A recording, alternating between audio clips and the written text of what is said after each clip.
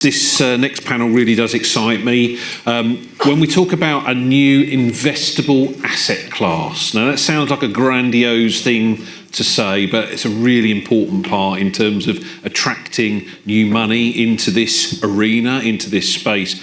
But in order for that to happen, we have to be able to measure it. We have to be able to understand what good looks like, what defines a good investment in this particular new arena. Some things are, of course, easy to measure.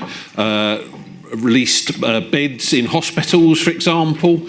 Other things are less easy to measure, things like prevention of falls and things like that. So without further ado, I'm going to hand you over to Jason from CBRE, who's going to take us through this next panel. Jason. Thank you very much. Good afternoon, everyone. You're on the home straight. You've made it this far. Come on. We all need to lean in. But we've got a great panel for you who will introduce themselves in a minute. But as has just been said, and I think this really builds incredibly well on the last session, which was all about the data and data capture. But as has just been said, really, to make this an investable asset class, you need metrics, you need benchmarks, but we need to work out what it is, the stuff that we need to measure, so we can create those sustainable neighbourhoods that we can also not just do once, but replicate time and again. So I do have an exceptionally esteemed panel who are going to frame that discussion, and each of them come from a different slant as well, which is really going to help the conversation and shape it. So in terms of the role of the state, the role of the community, and I think also the role of the market and the investor perspective. So welcome Sandra, Caroline and Lee. If you'd like to just spend a minute or so introducing yourself, that would be absolutely fantastic. And then we'll get into the conversation. Just very briefly in terms of my background, I'm a chartered surveyor. I work for a company called CBRE. We're a global property advisory company, but we also have an investment management business. We develop, we have construction management and facilities management amongst our 130,000 staff. So, and I'm a valuer by background, so I'm really used to measuring stuff. That's my bag. So first, let's come to you, Sandra, please.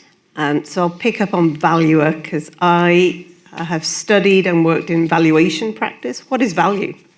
And I think we're talking about really trying to understand what matters most.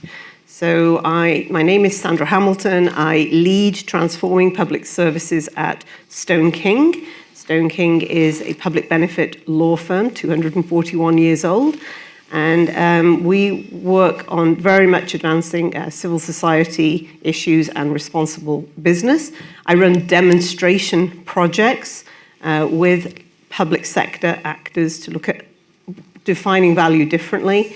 And moving really from procurement, that idea that we know exactly what we want to buy, the table, the chair, something that can be highly specified, into the unknown, which is, I think, what we've been talking about all day. So procurement to partnership, and who are the purpose-driven collaborators that we need to bring together. And I think as we go through, we'll talk about the difference between saltwater ecosystems, where you have, I think, we need healthy markets, and freshwater ecosystems. So one is, to me, competitive, and the other is collaborative. That's me. Thank you. Lee. Hello, I'm Lee. I lead an organisation called Smart Social, which designs and then implements social impact products. Social impact products are, following on from what Sandra just said, they are always both of these issues. So they have to be economically relevant, but they have to be socially relevant. So they are socio-economic in their valuation, which brings us into what value for money really is, because there is a money side to that. And we'll come on to investable asset classes in a moment. But in reality, it is also the social benefit. So we are looking at two quite different forms of measurement. Perhaps one's more quant metrics and the other much more human and about people. And it is often squaring that circle that I'm in the middle of with public bodies who are paying for outcomes, outcome-based contracts, and community that I advocate should be co-producing what those models, what a sustainable future neighbourhood looks like. So I sit between community, the outcome payer, and the social investor in a triangle of love, as I like to call it, where people try and work things out for that much sought after socio-economic benefit. Thank you. Caroline. Great. Hello, Caroline Haas. I head up sustainable finance at NatWest, and it's a great pleasure to be here today. We at NatWest have very much sort of focused around sustainable finance and have been doing that sort of probably about the last sort of 10 years in a more formalized way. But that definitely doesn't say what we've actually financed. And I think what's interesting is kind of seeing that shift. And I started in the capital markets, then was in the third sector, where I worked very closely with communities and actually the social matrix, and then came back to finance and now have the role that I have. And as we see this now starting to shift across, you really do see that finance is there. Finance wants to play a part into making this viable propositions, making the community sustainable, and obviously supporting that growth as we build this out. When I take it now to the social bond market, which is interesting, it's about $1 trillion in the last 2 years, and 40% of that is social. And I think that just sort of gives you an idea that, the private capital is there. It does have to have some economic element to actually make it scalable, and I'm sure we'll get into that detail. But so I obviously love my job in the sense of what we're able to do and how we're rolling that out very broadly across, obviously, commercial institutional business, but also into retail and wealth.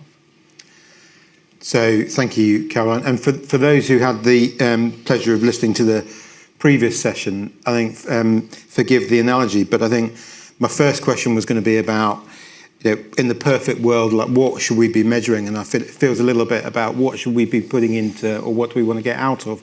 Not quite sure how to work this, but out of Noah's Ark, because I think that, if that's the kind of where we're going to pull it all together, what do we want out of that? And, what should we be measuring, whether it's social or financial or any other metrics that's going to help, I suppose, turn this into the reality? Who wants to go first? Who's going to take that first? I'm happy to do that. Right. Yeah, I think there's been a lot of talk today about the financial, and I think we really have to look at the role of the state here. And I think partnership with the public purpose organisations should take a leadership. If you look at historically, the role of the state has actually been very, very important in significant social shifts, and this is a big social shift. So I think we need to see public sector leadership. Markets unquestionably respond to market signals, and there's actually a lot of research on they respond to market signals more than they respond to R&D tax credits and stuff like that. So market signals are really important. Mm-hmm. So I think if we can separate the idea of market purchasing and then these complex systems, we are going to have to find like-minded collaborators and start working in a partnership way. So in terms of what is measured will change by community.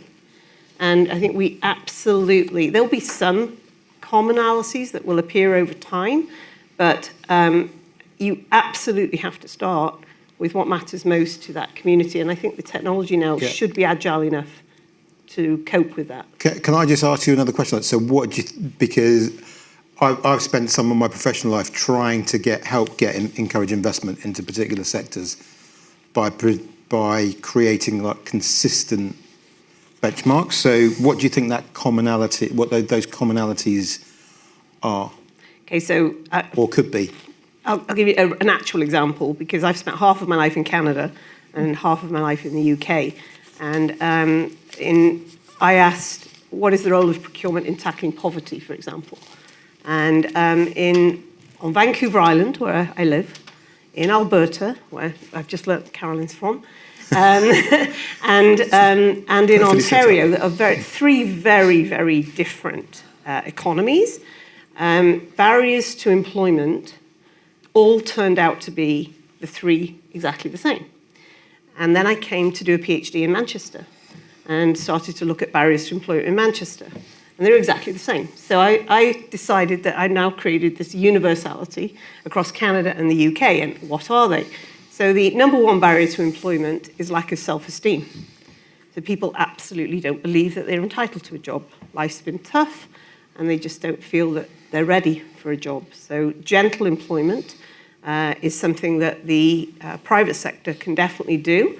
You could have later start times, family-friendly start times, because childcare and transportation are number 2 and number 3.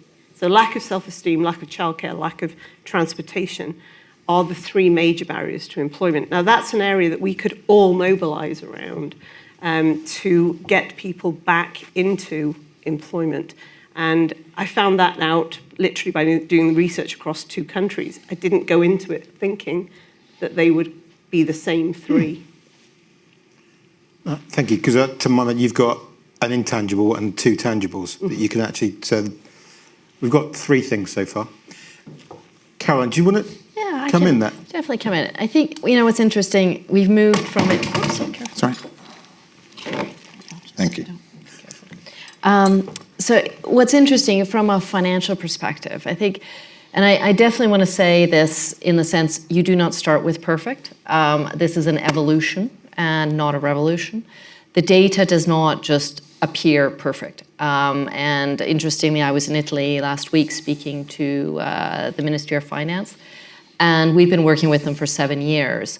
And these metrics that we're asking for, that we're looking for, ultimately just have to show progress and impact.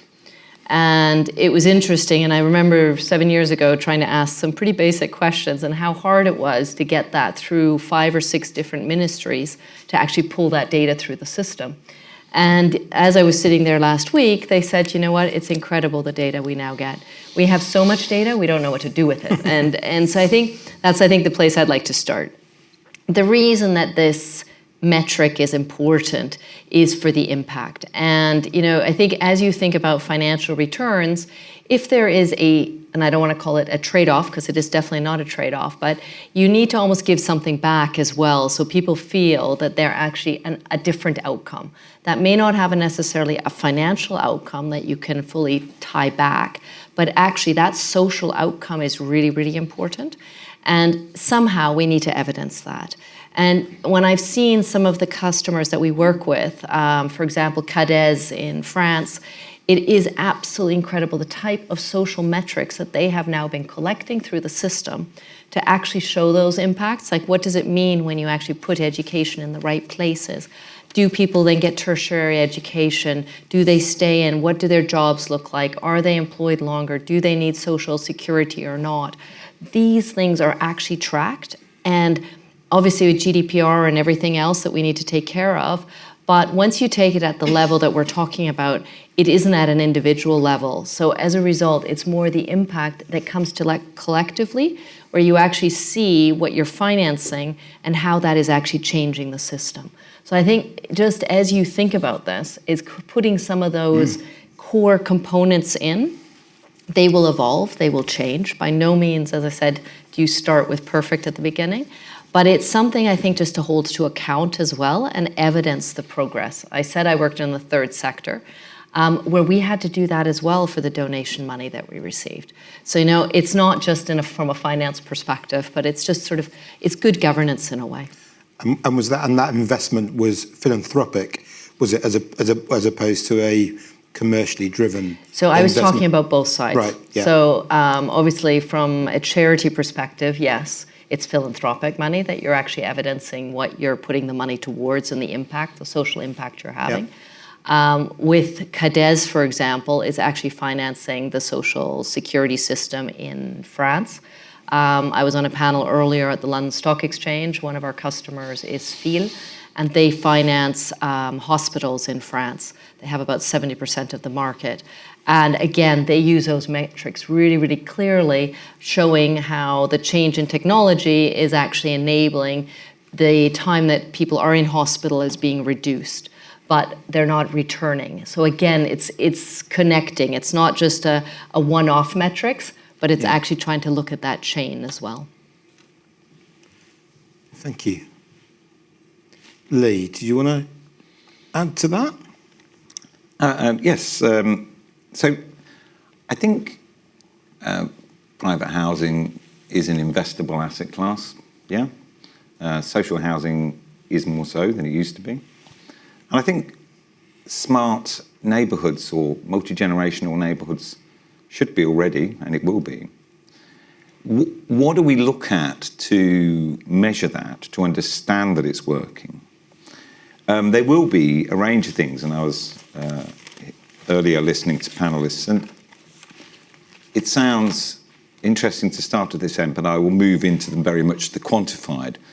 But I think the high-level indicators will be people in a neighbourhood feeling confident, having a network. We heard from Angelia earlier that some of the people that she works with have a social network of less than one. They don't have a neighbourhood. They have themselves and maybe one other. So it'll be confidence, safety, networks. It'll be trust, learning, employability. These are rather difficult concepts to economise, but you can. You can look at those, certainly that last one in terms of training and employment. You could look at somebody's emotional and social well-being, and you can put value to that. Increased use of a range of public services, both health and social care, can give you values. In fact, the principle of the HM Treasury Green Book is all about saying this is the value of that, and it has an impact on public sector spending. So you can see what I'm doing there is looking at what is the very social, the very human trust and confidence, moving that into what is the value of that. And the numbers really will come into being on that. But in a number of impact products that have gone forward, not specifically around multi-generational smart neighbourhoods, but increasingly around housing and its benefits, are starting to look at those high-level indicators, very human aspects, but then they're putting below them a cost and a value. And I suppose social impact is very simply summarised as preventing future predictable need. And once you start looking at that and saying, well, if we do this, there is a prevention. Of course, you work on a big enough statistical power. You can't do it with 10 people. You've got to work on a neighbourhood level. But you can see there is an actual built-in economic value to those very social and human aspects that I mentioned at the beginning. So that's a great point. So how do you measure that sort of prevention or that saving piece? Because that is definitely part of the, it's part of the value. It's something that's being saved in the future. But in my term, in my world, you can kind of NPV it back to kind of like a today's worth. So how do you, how can we do that? Do you think? If I may, and then I think there's other contributions here, but you can look at it from a statistical basis or comparators across areas that don't have neighbourhoods of this kind. You can look at other areas and see the net difference. You can look at a temporal neighbourhood, one that didn't have it as opposed to one that does. So you can look back a couple of years and say, what's happening here in terms of use, public sector? So you can do a time lapse or a comparator to another area. With regard to the data collection, I'm very clear that I think there is a a big element of qualitative data here. You need Yeah. to go and ask people, how do they feel? What do they see? There is an associated cost to that, but that comes later.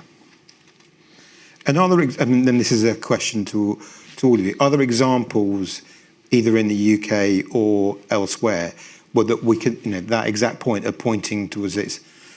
In my world, there was a particular part of the property market that investors were trying to get into or start in the UK, having to look to the US because it was a big part of the property market there. So, have we got the same type of thing here that we could look at? Because we don't have any of these neighbourhoods at the moment, but we need to create the metrics to kind of get it off the ground, as it were, without it kind of existing, I think. So I think this is a good time just to say that not everything is a market. So I think we have to, some things are marketable and commercialisable. Yep. Finland just very boldly said, we solved homelessness by not having a business case. It was a moral case. So sometimes there is a moral case. So I just want to, before we get overly commercial on absolutely everything. Sorry, that's the way my brain works. Of course, but there is a danger that we see everything through a market lens, because for the last 30 years, we have seen everything through a market lens. And I think that there is a place, I do have a social MBA, there is absolutely a place for responsible business, but there is very much a place for leadership of the role of the state, partnering with values-aligned organisations. And some of these things have a moral imperative for pursuing them. So with that said, are there examples? Yeah. I think the best examples I have, Lee, Caroline might have more financial. I tend to work in public systems and in the public benefit VCFSE system.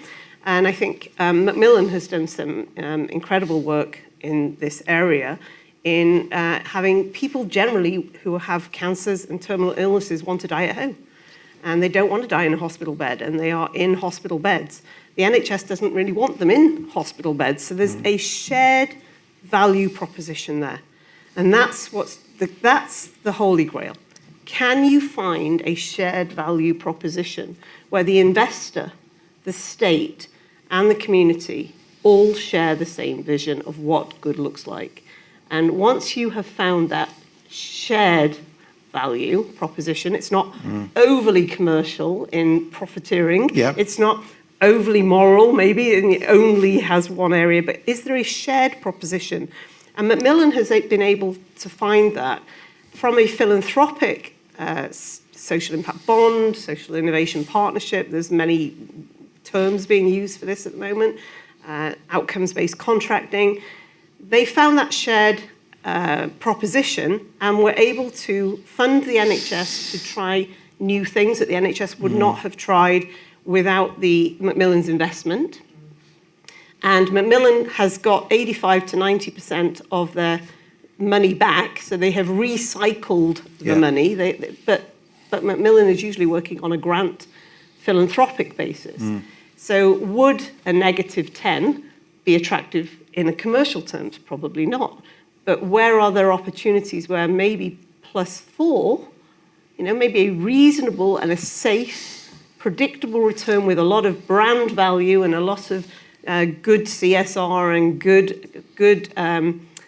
good contribution to community would be a valuable proposition for other more financially invested agents to get involved. Well, we happen to have Caroline here, so I'm sure she's got the answers to that, or can provide some views. So do you want to come in? Well, I was also going to give an example of one of the customers we worked with, who was a commercial real estate developer, looking at affordable housing. And I have to say what was really impressive was to see how they really thought about that development, to your point about the sort of shared vision of that development. It definitely had an element of sustainability, meaning not just a sustainability in the sort of soft sustainability, but actually the long-term viability of that development. And I think, when we were looking at the metrics, they were reaching out to the schools and starting to baseline what were attendance rates. because that is something that's tangible. And if you create the environment around that, and you have them in that affordable housing, and you create the positivity, they put a lot of green space in, they put a lot of sort of paths, they wanted to really sort of generate bees and birds and have that kind of connectivity where people felt comfortable walking around. It was definitely not in I would say the upscale market neighborhood at all. And it really had a collective view, and they felt also that over time, if they created that, obviously it would have a long-term kind of interest of demand in those housing. 10 years later, that has actually really held up. And they've been able to secure that. The community center that they put in has a really lovely feel to it. And so I think these are things we shouldn't forget, that it's not everything is commercial by no means, but it is having that slightly long-term view. And I think that's one thing sometimes in finance is trying to not just look at short-term returns, but actually taking that out over a 3, 5, 10-year perspective. And I think that's a little bit the role of government in a way, is sometimes enabling that to happen, and not sort of always be thinking about what is the immediate kind of impact and return that we're having on that. Thank you.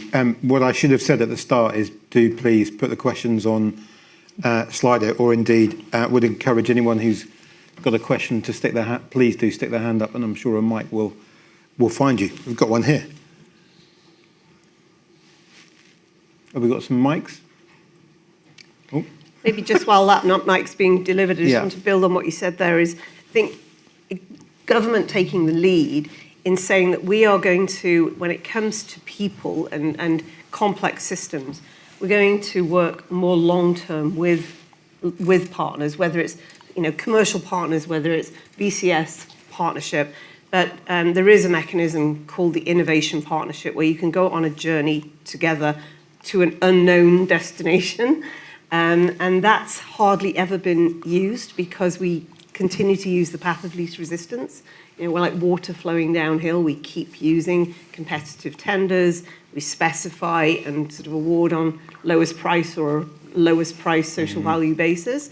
That's not UK law. It's not even international law at the WTO level, but it's just culture that doing the same thing because it's fast and it's easy and it's what we know best. So UK law allows us to do things very differently, including using an innovation partnership over 10 years. And there's some huge opportunities to work together in that way. Great, So thank there's you. gentlemen waiting to... Chris Jeffrey, Men in the Gap. There's something that, carrying on from what Sandra said, you mentioned about improving childcare. I'll try not to get on my soapbox too quick, but surely improving via paid carers leave helps carers to live a better independent life and helps the neighbourhood even more as well. Childcare's huge. I mean, in one generation, we've gone from my mum being a stay-at-home mum to women are working. So anything we can do to, professionals have a lot of family flexible opportunities that are simply not available to lower income jobs. And so employers can do an awful lot to help overcome some of those barriers, including starting work at 10. And also government, if they were to look into having, which I've mentioned before at one of these meetings, whole life care strategy improves the health of everyone. Absolutely. Everything's interconnected. Yeah, thank you.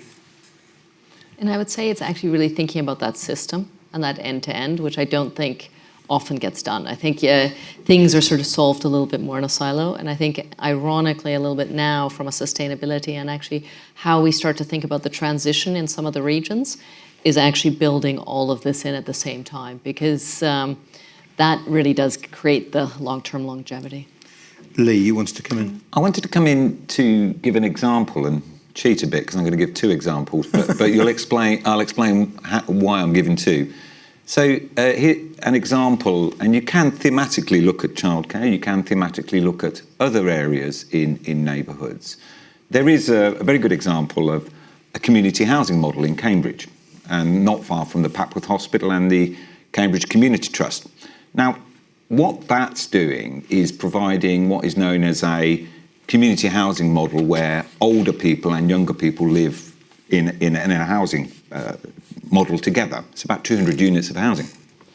And what's happening there is they prioritise that for key workers, new in career, freshly qualified nurses or teachers, and it's an expensive area, Cambridge, struggling for people to get housing there.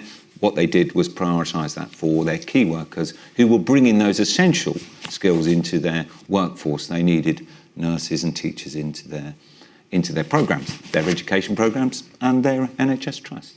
So those young people, new in career, moved into that housing, and alongside them there were older people. And those older people needed a little bit of extra support.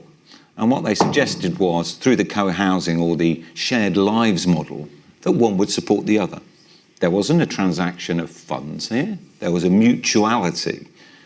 What was that mutuality? And these are the concepts that I was talking about earlier. Yes, some of the young people learned from the older people. They shared their experiences. And certainly some of the older people gained all sorts of things from, simple time spent with other people, a bit of helping with cooking and shopping. Very human things. Now, let's go to my second example, which is very simple, because it's the opposite of that. I'm not from Canada. I grew up down the other end of the road in the East End here. And I can tell you now, a lot of nurses travel to the Royal London or Barts over 2 hours because they can get accommodation out of London. So that's actually adding 4 hours to their working day. Many of them may be off, sick. They may have to cover with agency staff. The reality of that is an economic position. Yes, it's a very social one too, because I'm sure those newly qualified nurses, or could be teachers in the same merit, are struggling. But what you could look at is saying, why don't we have that somewhere, I don't know, around Stratford, for example? We don't. Now, the reality of it is, it's shown to be a very good example of operating in Cambridge. Much the same challenges of inner city London. And I must say, similar to a lot of urban and suburban areas, because it's very expensive for people on low incomes to live there. But, two examples, one where it isn't in place and one where it is. And you can actually do a fairly straightforward economic equation to that. Yeah. It costs more not to have that service in the East End of London. Just two examples, but one's a sort of reverse of the other. Yeah, and that's exactly how perhaps it should work when we're building it into our new towns that the government is going to build. So are there any other questions from the audience? You have another one here from this gentleman on the same table, please. Perhaps with a curveball and maybe not relevant. Older people are seen as an asset class by many. They are very lucky. Many of the generations below see them as they could buy an ordinary house and an ordinary wage and are sat on 3-bedroom, semi-detached house with a garden, and young people need housing. So the government is trying to get hold of that asset through taxes,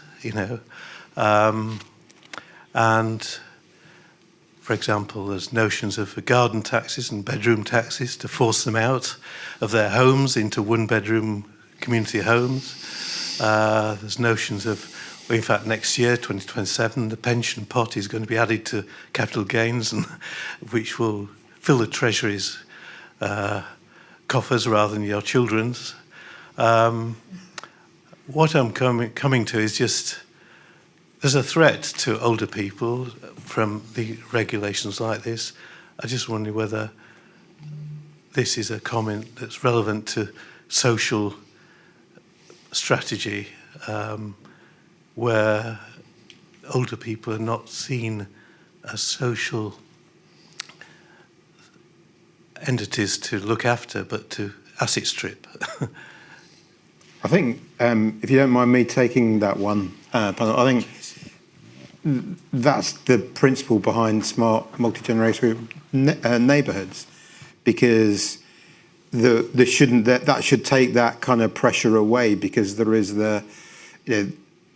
because everyone should, in theory, I think, have or be in the right type of accommodation that suits their purpose in that particular part of their life. Why do I don't know? It's a question. I have an elderly parent. Why doesn't she move? Well, she's scared of moving, and out of her 3-bedroom house with a garden, and.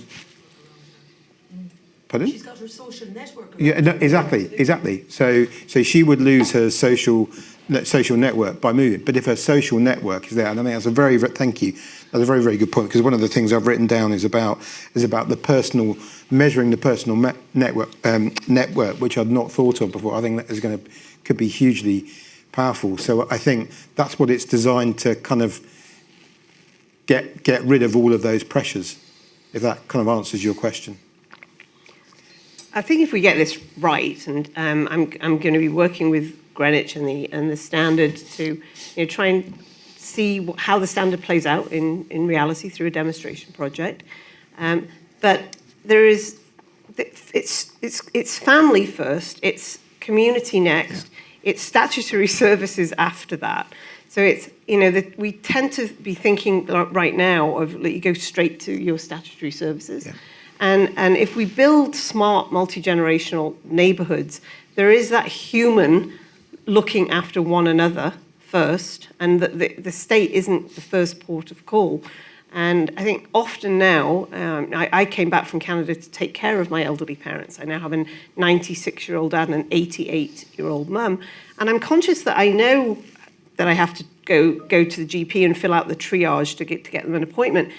It's not as obvious to me how I would get them integrated into the community. Mm-hmm. I don't have it's not, the GP is an obvious way in for a health issue, but there isn't a family hub, there isn't a community hub in my village. There's certainly plenty of empty shops where there could be. And if there was a place for people to gather right in the middle of the village, that could be a huge asset. And you could then navigate to other systems, or just create your own community centres right in the middle of the village. So I'm really conscious of time. So there is one final question to each of you. It's a really rapid answer. So what's the one thing in terms of data or metrics and benchmarks that we absolutely, in your mind, absolutely have to do to get the standard to move from like stage 1 to stage 2 and 3 and actually become a reality? So I'll start quickly. I think there are a lot of really good examples. I just don't think they've actually been collated and shared enough and socialised. And I think that is probably a role that the government or a region could play, is just to amplify these best-in-class examples. Thank you. The one thing I would say to take this forward to being far more implementable is a strange one, but I'm going to explain what I mean, is I think each neighbourhood needs to be co-produced with the people there. Mm. Do not bring in a neighbourhood and just plonk it in the middle of Cambridge or the East End of London. That isn't co-production. You need to work with the people who live there. Neighbourhoods are there. You need to strengthen and create them. Sometimes, increasingly in certain cities, people are more isolated. You were just talking about your parents. The fact that they have networks keeps them from being isolated. But I've spent a lot of time living around London. You scratch the surface, you get below it. There's a lot of networks, actually. And that happens in most communities. You've really got to emphasise them. So my point is, co-produce with those neighbourhoods. What happens in inner city Birmingham might be different ethnically, age ranges. It might be different to what's going to happen in another part of the country. So I've got you down for co-production. Yeah. Right. Partnerships. So from procurement, specify, we know exactly what we want, put it out to market, low bid, to we have no idea where we're going. We've got some rough ideas. We want to find values-aligned partners and form long-term partnerships and co-produce, collaborate to learn together. Partnerships. So partnerships, collation and co-production. Thank you. Okay. Thank you very much. Before you stop, I just want to draw attention to something I'm sitting here thinking, and Nick will relate to this. we just had definitions of what a neighbourhood of the future should look like from the market perspective, i.e. a reality. This is really important. It also correlates with the next session because 10 years ago when we were here, we were coming off the back of a long-term care revolution, right? And the long-term care revolution was, if you recall, to deinstitutionalize long-term care. And the idea was that the market could mythically come up with new solutions that would keep people in their homes for what's now determined as 5 extra healthy years. However, when it came to the reality of the way we live, it was determined that, and this is reality, 82% of European housing stock, some of you have heard me say this before, is not fit for purpose for older people. So the consequence of that was, could we really create a long-term care revolution simply looking at coming up with wonderful new solutions? No, we had to look at the neighbourhood. And the consequence of that was literally 10 years of R&D across the world, getting inputs in as to what this framework would actually need to achieve to get to a point where here we are today, literally 10 years minus 1 day, because it was the, no, it was the 11th, 10 years and 1 day that we had our first meeting. And we've got experts, and we are talking experts here, talking about what we set out to achieve using a language which is becoming common to all. And I think that that is really exciting. And for me, it was a kind of reference point. Do you see what I'm saying? Yeah, very important. And so, I want to thank this panel for providing that clarity, because you have to have clarity that is something that can be translated across different languages and cultures. But also, after we've applauded them, I'll give you the also. Thank you very much.